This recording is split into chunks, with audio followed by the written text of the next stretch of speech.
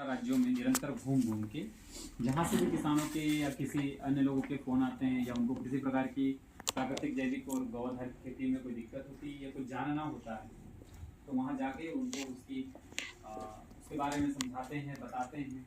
फिर उसके परिवार में बैठ के उस अनाज को हमें क्यों खाना चाहिए, जो हम जैविक उगा रहे हैं उसको हम मार्केट में ना देके हम सबसे पहले अपने परिवार में लें, हम अपने परिवार को खिलाएं, उस पर विशेष तौर से बात करते हैं।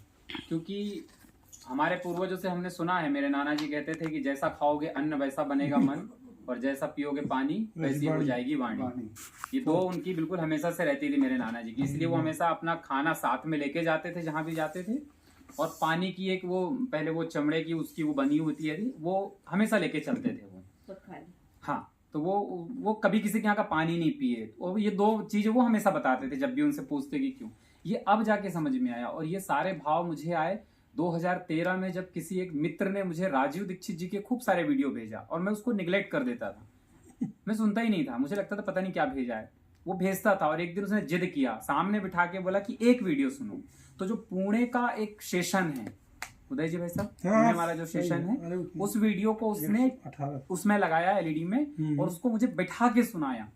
और जो मैंने सुनना शुरू किया तो मुझे ये भी याद नहीं कि वो कब चला गया उठ के, मैं सुनते रहा। और वो दिन था, आज का दिन है कि भाई राजीव दीक्षित ने जो सपना देखा था इस भारत के लिए, उस पे कहीं ना कहीं हम अपना योगदान दें, उस पे हम जैविक खेती को लेके अपना कार्य कर रहे हैं। और उसके इतने अच्छे परिणाम मिले हमें। ग्वालियर में जो अपना मेडिकल कॉलेज है, वहाँ पे एक दीदी थी, उनको सर्वाइकल की ऐसी प्रॉब्लम हुई थी कि डॉक्टर ने उनको बेड रेस्ट बोल दिया था और बोला था कि जीवन पर्यंत कभी ठीक नहीं हो पाओगे। ग्वालियर मेडिकल कॉलेज में उन्होंने सारे टेस्ट करवाए, सब कुछ किया। अंततः उनको कहीं ना कहीं से हम लोग का परिचय मिला और उनके पति आए मिलने के लिए। जब उनके पति मिलने के लिए आए तो उनके पति से हम लोगों ने यही बात किया कि अब आप एक काम कीजिए कि आप अपने घर के छत पे और जो आपकी जमीन है उस पे सिर्फ और सिर्फ गौआधारित खेती या जैविक खेती कीजिए और उस खेती से उगाया हुआ ही अनाज साथ में, जैसा अभी मिश्रा जी थे जो बोल रहे थे कि कौन सा जल, धर्मेंद्र सर है ना, वो पावर जल जो देते हैं वाटर, वैसा ही अग्निहोत्र से बना हुआ जो भस्म होता है, उस भस्म का जो ऊर्जा जल होता है, उस जल को मोस्टली हम लोग खेत में पशुओं के लिए, व्यक्ति के लिए, सबके लिए उपयोग करते हैं। वो एक ऐसा रिकमेंड होता है हमारा कि अल्कलाइन वाटर पीना है आपको तो अग्निहोत्र भस्म डाल लीजिए आप पानी में, आपका वाटर अल्कलाइन हो गया और फुल पॉजिटिव हो गया।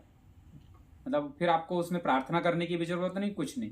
तो उस सारी चीजों को उनने एक्सेप्ट किया और धीरे धीरे उसको अपने छत में कुछ चीजें उगाई, कुछ खेत में उगाया। और गेहूं को हमने टोटल अवॉइड किया उनको कि आप गेहूं नहीं खाएंगे, जितना मोटा अनाज हो सके वो खिलाइए।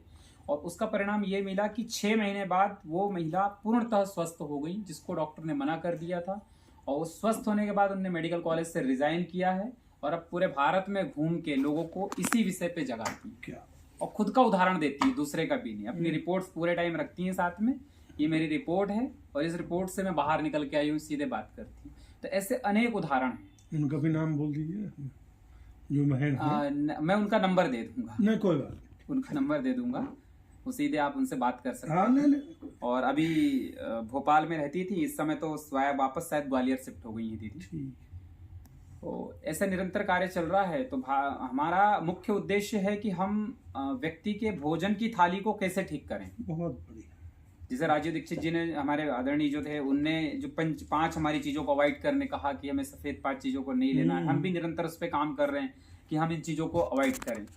मैं भी अपने जीवन में कोशिश करता हूँ कि इन चीजों को ना लें। बाकी बाहर जाते हैं तो थोड़ा बहुत चल जाता है, लेकिन घर पे आज भी हमारे मिट्टी के बर्तन है, कांसे पीतल के बर्तन है। हमने एल्युमिनियम के बर्तन तो उसी समय निकाल दिया था घर से, क्योंकि उनको सुनने के बाद जो अंतरात्मा जागी और दिमाग का जो वो खुला। तो 2016 पे मैंने अपनी चलती हुई क्लिनिक को वन टाइम में लॉक लगा के और निकल गया इस सुनने के बाद क्या बात है राजीव भाई को। और मुझे इतना खेद हुआ कि राजीव भाई मतलब इतना सब कुछ कर गए और हम कहाँ सोए हुए थे कि हमने कभी उनको एक बार सामने से नहीं सुना। और इतने सालों से मित्र मुझे कह रहा था कि इनको सुनो, और हम उनको अवॉइड कर रहे थे कि यार बहुत सारे ऐसे आते हैं, बहुत सारे ऐसे। सौभाग्यशाली हैं जो सुन रहे हैं, जो सुनेंगे। जी। गोपी जी की भी और समस्या उसके बाद उदय जी भाई साहब इतना हुआ कि हम लोगों ने टीवी मतलब जैसा बन सकता है वैसा लोगों को दिखाने का प्रयास करते हैं कि राजू भाई जी आपको एक बात सुनो, एक बार सुनोगे तो आपको जीवन में दोबारा किसी को सुनने की जरूरत नहीं पड़ेगी, ऐसा मेरा मानना है। बाकी तो और भी ऐसे हैं, बहुत सारे अच्छे वक्ता हैं और बहुत अच्छे चिकित्सक हैं, सबको सुनना चाहिए। पर उनके पास जो था, हम उनको विकिपीडिया बोलते हैं कि वो विकिपीडिया थे हमारे इस आधुनिक भारत के। उसके बाद से निरंतर ही इस थाली को ठीक करने पे लगे हुए हैं। बहुत बड़ा। और सबसे पहले हम लोगों को कहते हैं कि आप अपने लिए उगाइए, आप 1 एकड़ से खेती शुरू कीजिए, 2 एकड़ से कीजिए, पर जितना अनाज उग रहा है उसको पहले परिवार में आप लीजिए। जब आपका परिवार उसको लेने से आपको लगे कि हाँ हमारे परिवार में इसको लेने से कुछ परिवर्तन आया हमारे स्वास्थ्य में, हमारे जीवन में, उसके बाद फिर आप इसको समाज के लिए उगाइए। क्या बात। और फिर हम जब आप समाज के लिए उगाने लगेंगे तो हम बाजार मुक्त किसान की एक हमने परिकल्पना की है कि किसान बाजार मुक्त हो जाए और खेत केमिकल मुक्त हो जाए। केमिकल मुक्त खेती, स्वदेशी स्वावलंबन है। हाँ बिल्कुल, केमिकल मुक्त खेती और बाजार मुक्त किसान।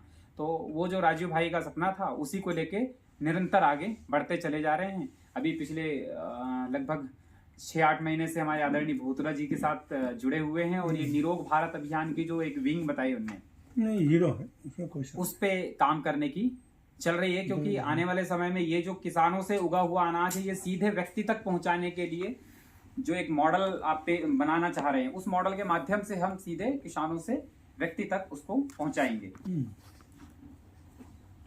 बहुत बहुत धन्यवाद। नहीं और बताओ कुछ आपका अनुभव, कुछ बताओ आपके कुछ और 1-2 अनुभव बताओ। किस क्षेत्र में, कैसे अनुभव इसी करते हैं? आरोग्य क्षेत्र में, जैसे अभी आपने वो मैडम का उदाहरण जी, बताया, सीमा दीदी का। सीमा जी, ऐसे कुछ 1-2 उदाहरण बताओ तो हमारा आत्मा जागृत होगा। बहुत सारे उदाहरण है भाई साहब आपके। महाराष्ट्र में ही मेरे पास इतने सारे लोग हैं जिन लोग जुड़े हुए हैं और कंटिन्यू अपनी इस खेती को करते हैं, और उनके परिवार में लोग ले रहे हैं, जिसके वजह से कुछ लोग तो ऐसे हैं जिनको फर्टिलाइजेशन की प्रॉब्लम थी, बच्चे नहीं हो रहे थे, उनके बच्चे हो गए। शादी के 6-7 साल तक बच्चे नहीं हो रहे थे, उन लोगों ने इस भोजन को ग्रहण किया, 1 साल 2 साल में उनकी बॉडी में इतने चेंजेस आए कि हार्मोन्स बैलेंस हो गए, और उस हार्मोन्स के बैलेंस होने से पीसीओडी, पीसीओएस जो की प्रॉब्लम हो रही थी वो सब ठीक होके और उनको बकायदा बच्चे हो गए।